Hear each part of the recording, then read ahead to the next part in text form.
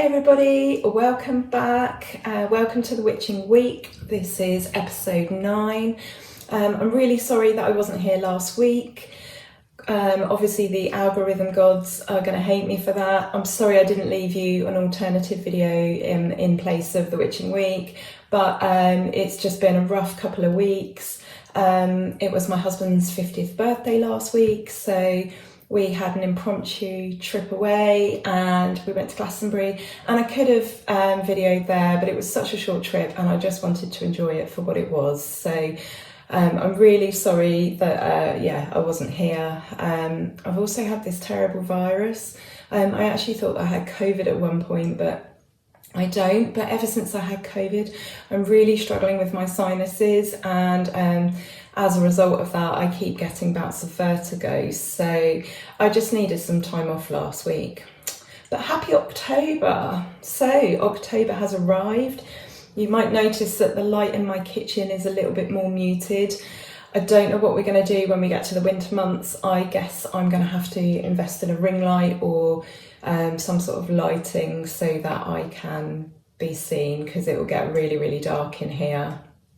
So in the UK, 1st of October obviously brought the price rises for utilities. Food has obviously massively shot up in price. This isn't going to be a political channel, but at the same time I am a witch and we don't shy away from these topics. So I just want to say a really big well done to the Tories, who have made a political choice to honour their friends and their donors, and instead of taxing the utilities companies or the charging companies, these people between them all make millions and millions of pounds every day, and instead they're pushing quite ordinary families into fuel poverty. So I wouldn't say that we are anywhere near the level of poverty that some poor families are facing, and yet we've been pushed into fuel poverty. So we've had to choose between heat or eat. We live, as you know, in a really old historical grade 2 listed building, and it's looking like this year we cannot afford to heat it. Usually we'd have the heating on by now. We were paying £150 a month and they want £606 a month for our gas and electricity, and we simply can't afford that. My husband works really, really hard, always has done. I have an income as well. We are a regular family, and now we are facing an extremely cold and damp winter. Obviously, as you guys know, I've got lots and lots of health issues. Some of those are rheumatic, some of those are related to my autonomic nervous system, and one problem I have, as well as the issue with my heart, is I find it really difficult to maintain my body temperature, especially when it comes to staying warm. So once I get cold, that's it, there's no getting warm, and it's going to be a really, really difficult winter for us. So yeah, hats off to the Tory party. They could help us out, they're choosing not to. I can't bear to think of the families that are obviously a lot worse off than us. That's where my heart really lies. I'm so sorry. And I was reading yesterday, we've already had in recent years 330,000 excess deaths due to Tory policy, due to cutting back on welfare and things like that. I will just add that when you give people money, when you give people benefits, when you look after the most vulnerable people in society, that money gets spent. It doesn't get stored in offshore tax havens, it gets put back into the economy. So anyway, I'm going to wrap it up there because I don't want to bore anyone, and this is supposed to be sort of a feel-good video, but I don't think we should shy away from these topics, and I for one am not very impressed, and I've never voted Tory anyway, but yeah, I think we all need to think long and hard about the people in charge and the decisions they're making, and I think that needs to be reflected in our vote. And as a woman who can vote, and we haven't always been able to do that, it wasn't that long ago, I feel really passionate about this. So yeah, not a political channel at all. We're going to be moving on now. but I just had to say my bit. So so I'm going to talk a little bit about Glastonbury. I'm sure many of you that watch the channel have been. If you're from another country or you've never visited, it is a town down in, where is it? It's in Wiltshire, isn't it? Glastonbury? No, Somerset. Sorry, Somerset. I should know this, I'm from the south.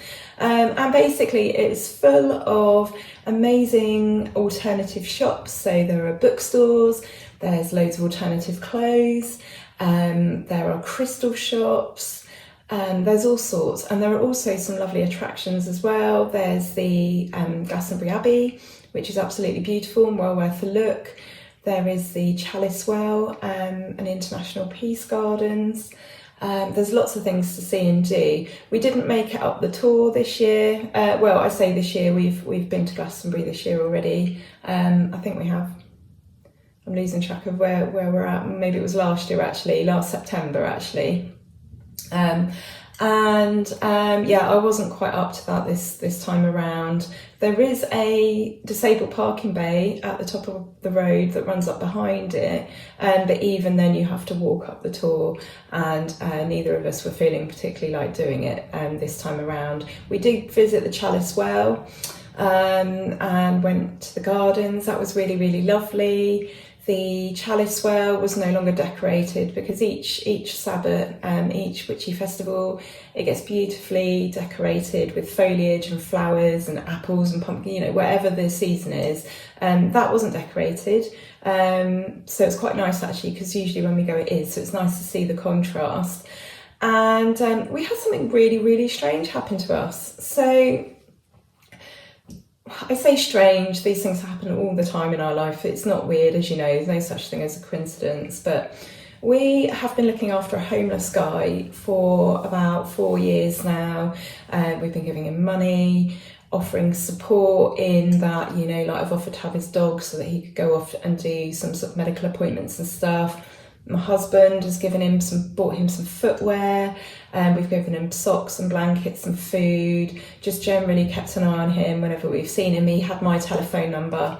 And obviously we've had the pandemic, so we hadn't seen him as much as, we had previous to the pandemic. But, for about 3.5 years, we've had a sort of, regular contact with him. And we were saying only 2 weeks ago, so the week before we went to Glastonbury, we were going into Tesco. He often sits outside Tesco and begs for money.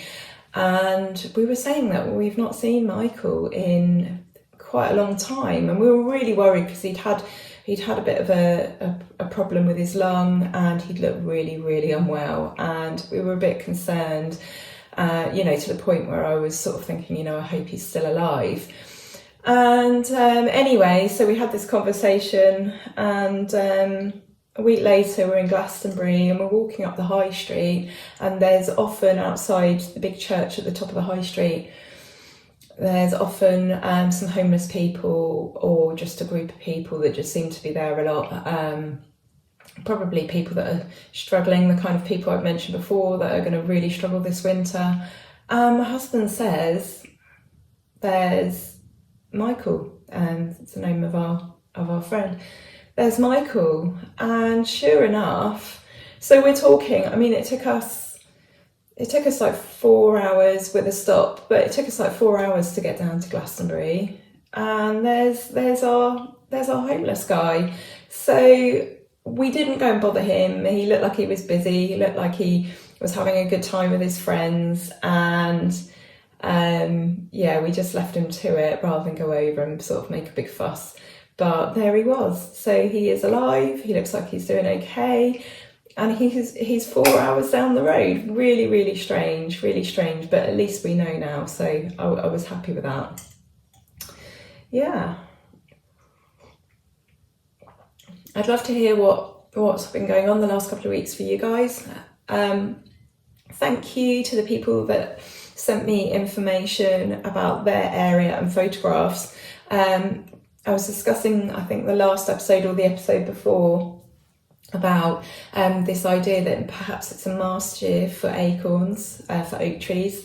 And I myself still haven't really got near any, but some of you have, and a couple of you have sent pictures, and I'm going to put one up now. And as you can see, there are loads and loads and loads of acorns here, but I don't know, I'm not qualified to say whether it is a last year, but if it is, it's really unusual because we've only just had one in 2020. So usually they're sort of every 5 to 10 years.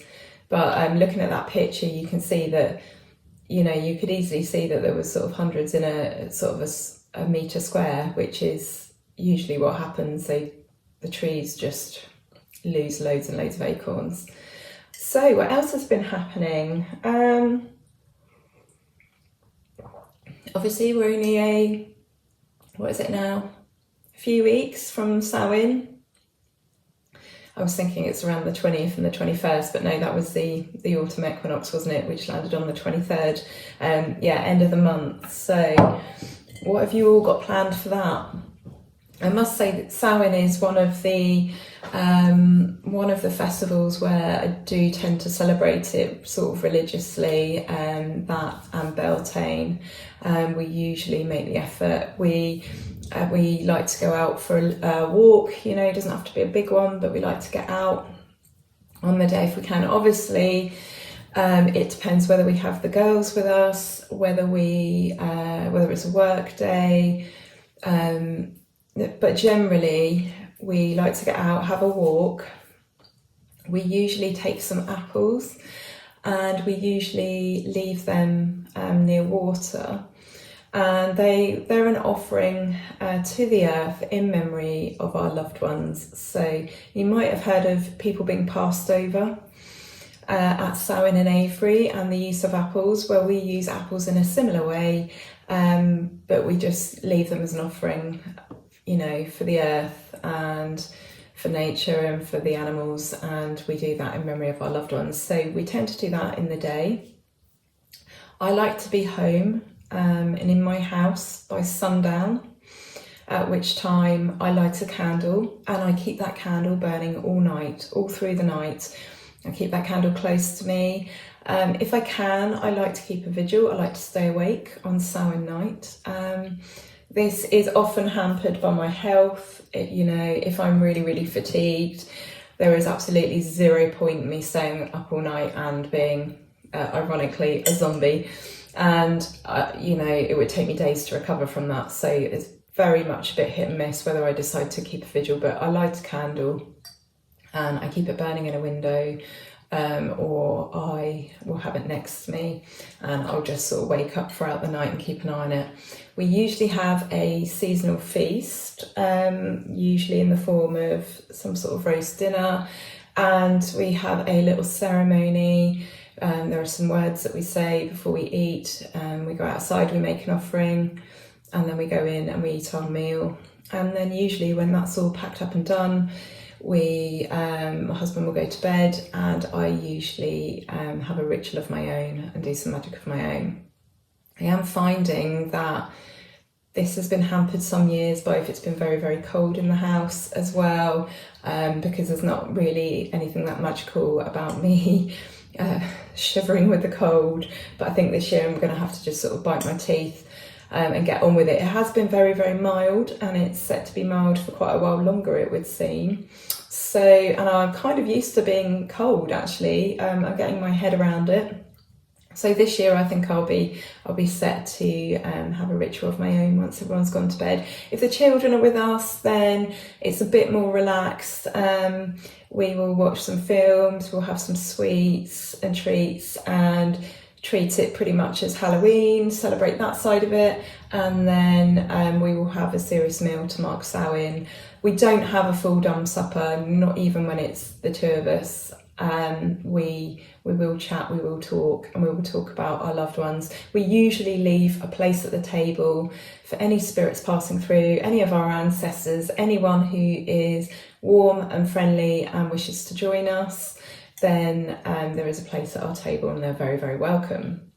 So I'd absolutely love to hear what your customs and traditions are, whether you celebrate it, whether you don't.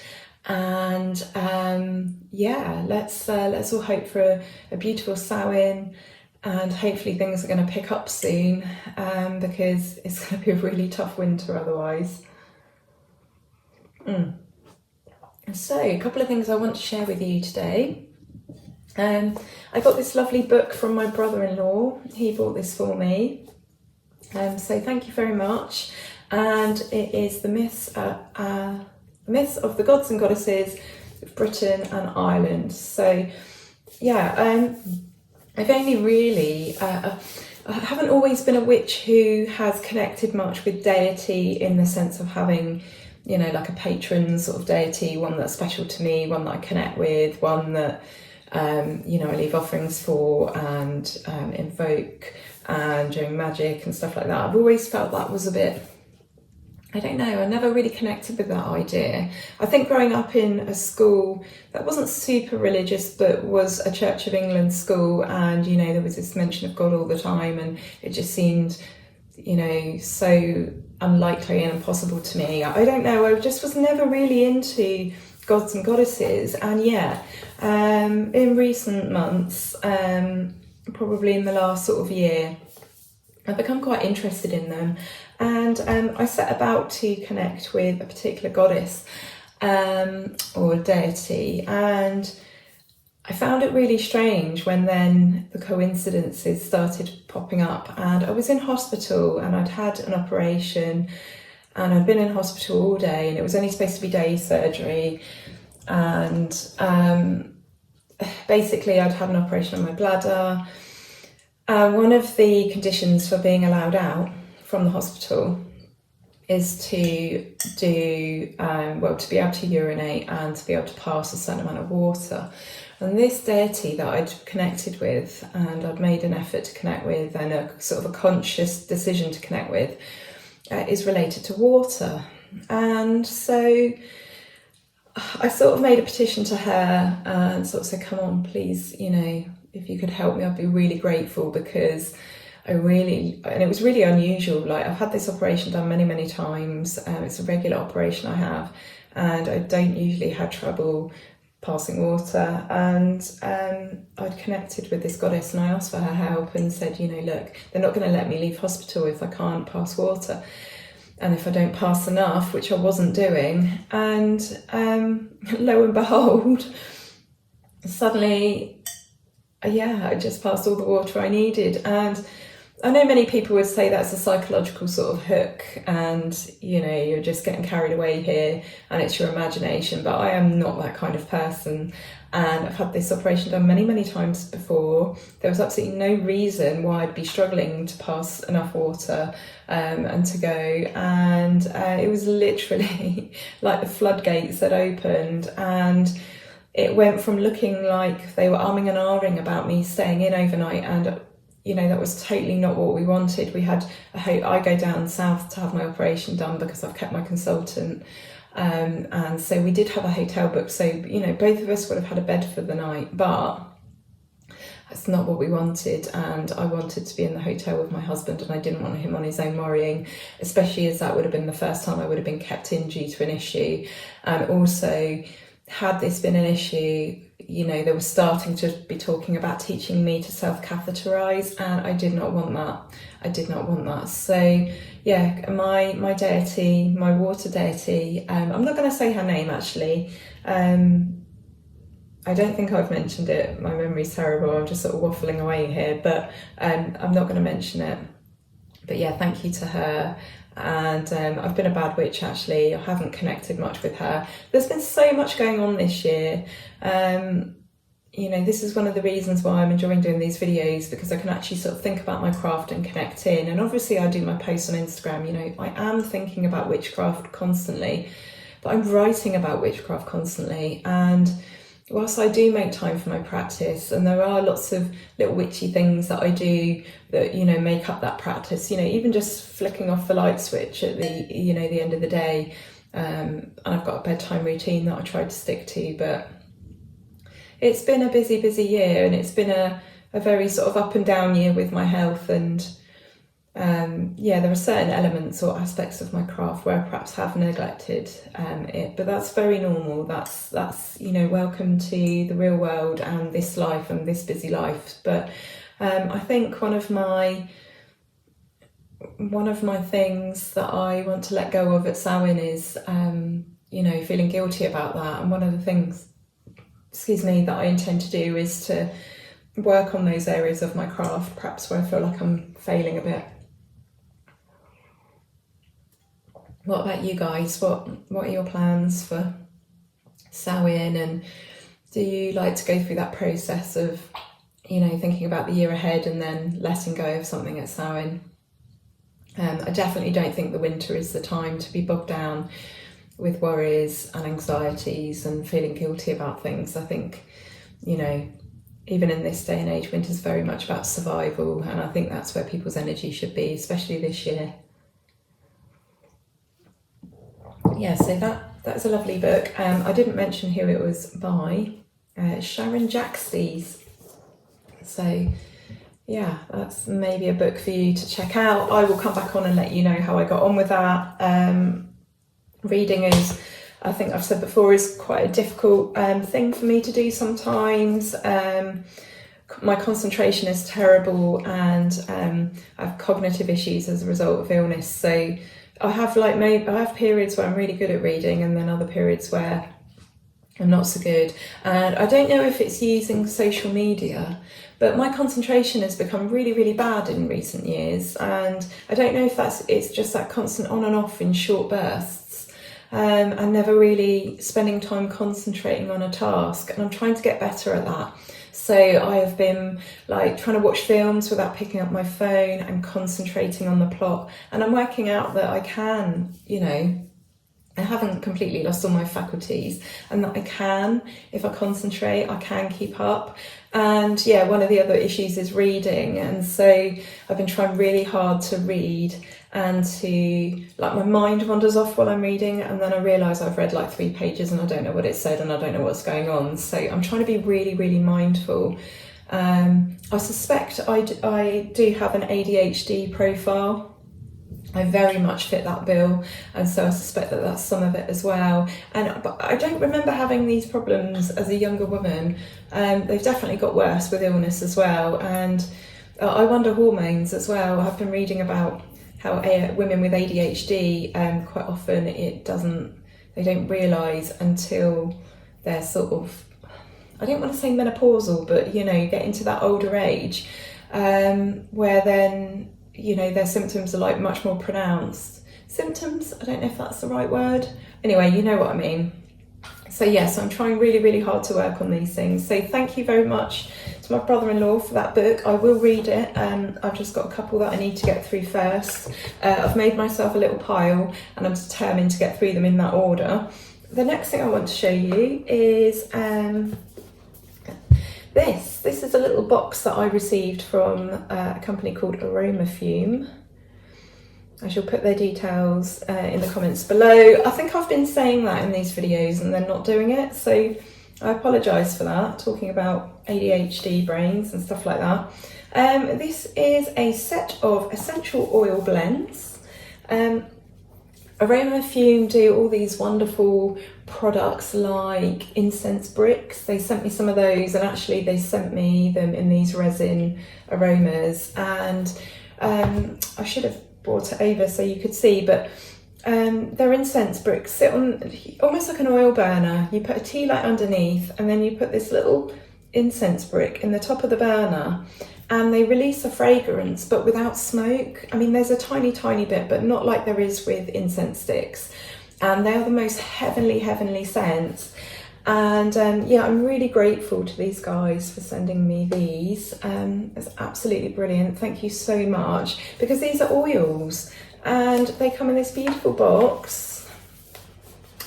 They've got each oil here, and yeah, it's got some sort of not correspondences, but some effects that these essential oils will have. So for example, the frankincense and myrrh one says revitalizing, purifying, calming, and it tells you what sort of scent it is. So it says balsamic, soft, woody, and then it's got a little bit of information about the oil. The bottles, they're beautifully packaged. They're also, they've actually got a little plastic film on each one, so you can see that they've not been opened and they're fresh. There's a lovely booklet with all their information on their products. I've had quite a few of their products over the years, mists and sprays and stuff. Oh yeah, these are the little incense burners, which you can use. Yeah, it says oil burners, so I think you can use them as either the incense burner or as an oil burner. But anyway, check them out, Aromafume. I'll put a link to them in the bottom, in the comments. Okay, so I don't think there was anything more that I wanted to talk about this week. I know I've been rattling on. I guess I've just been really concentrating and thinking about the lessons of autumn. Change is hard, but it's beautiful and it's necessary and it's worth it. And even when things are difficult, then, and I'm thinking of like autumn and winter here, that's personally difficult for me. It's a cycle, it's a wheel, it's going to go back round. What would be the other sort of messages of autumn? No rainy day lasts forever. That's a big one for me. I don't cope very well with the rain, especially not in the winter. Obviously the message of reap what you sow, and I think also, as we think about preparing for the winter and survival, I would have said not on a level that it was for our ancestors and for people of the past, but I think it's going to be like that this year for a lot of people. But the message is life is fleeting, enjoy it. Nothing lasts forever, people don't last forever. And whilst that seems like a bit of a miserable message, it's really not. It's appreciate the beauty in things, appreciate, everything. Everything's very ephemeral, it doesn't last forever. So yeah, enjoy the tree, enjoy the colours on the trees at the moment. They're going to shed their leaves soon and there'll be nothing left. But then we'll be looking forward to brighter days and it getting warmer again, which seems like a really, really long way off. Usually in this house we have the heating on from like September to, believe it or not, April, because it's so cold in here.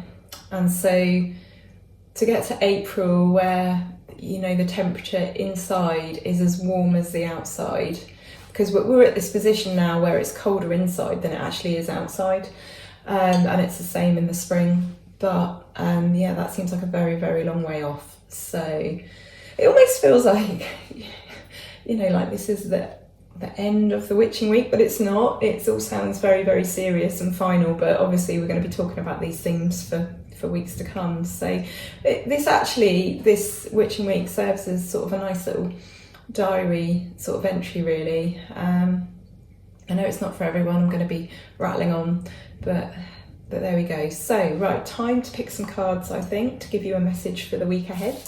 Okay, so our 5 cards for the week ahead are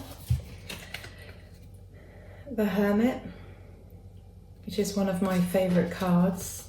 Then we have the 5 of Cups. Then we've got the King of Cups. Then we've got the Ace of Pentacles and the 9 of Pentacles. So that is obviously an improvement on all the swords that we've had recently. So yeah, I think this message is basically saying for the week ahead that you're sort of retreating inward a little bit, and I think that would tie in with just the change of the season and the fact that we are about to hit Samhain, and we're moving properly into the or we have done into the dark half of the year, and then obviously Samhain marks the descent into winter very much so. And so I think a lot of us are retreating inwards towards ourselves, on all levels really. Physically, it's cold, we stay inside a lot more at this time of year. mentally, you know, a lot of us are working out how we're going to get through the winter with the rising prices of everything, and then emotionally and spiritually as we head towards the season of, you know, death and decay and ancestor veneration and stuff like that. And I think it's really important not to have a negative mindset. You know, instead of looking at all the things that could go wrong or have gone wrong, you know, it's really important to look at the things that you still have, and the things that are working well and going well for you. So that very much is sort of the, you know, probably the energy of the week ahead. But you have mastery over your emotions and your feelings and the way you express them, and you know, you have mastered, when you want to employ it, this, you know, connection between heart and head. You know, yes, making decisions leading from the heart, but using, you know, intellect and, you know, your powers, your mental powers. There's going to be opportunities coming your way. I love this card. It's like something is literally going to be handed to you out of the blue, with a bit of luck. Some opportunity, some, you know, maybe a pay rise or a promotion, or just something that you will be given that will give you, you know, a bit of a glimmer of hope, I think, and maybe an opportunity to make the best of this sort of situation. I feel like this is tying in very much with the beginning of my video and my talk about the financial cost of living crisis. Of course, when you're given opportunities, it's up to you to turn that into something sustainable, you know, to look after it and to nurture it. But, you know, green fields and sunny skies are on the horizon. I don't know if you can tell, but I've just dropped the cards. But we've still got the last card here, which is the Nine of Pentacles. And that tells me that, you know, you don't have to be fearful. You are going to be at a stage where you can enjoy the opportunities you've been given. You know, maybe you're going to be able to enjoy your money that you've worked hard for. You know, I'm hoping this is a very, very positive message. Who knows what could happen in a week? It's certainly in politics, and certainly when the country is going through the sort of things that we are going through together at the moment. So not a bad message for the week. Keep your head, it's all going to be okay. And yeah, I will be back next week, next Friday. I have started uploading my videos in the evening. I think more people are around in the evening. It also means that other people from other countries might be able to pick it up in sort of real time. Excuse me. It also gives me just a little bit of a head start on the day. Well, not really a head start, but it means that at the end of the day, if I haven't managed to get the video up, I can still do it without feeling like I've missed the day. So it works a bit better for me to do it in the evening rather than the morning, because it just gives me that little extra bit of time in my week. So I hope that's okay. And yeah, thanks ever so much for being here. I'm wishing you all a really, really beautiful week. Enjoy the lovely October weather and all the beautiful leaves and the scenery. And yeah, thanks for being here as always, and I'll see you next week. Okay.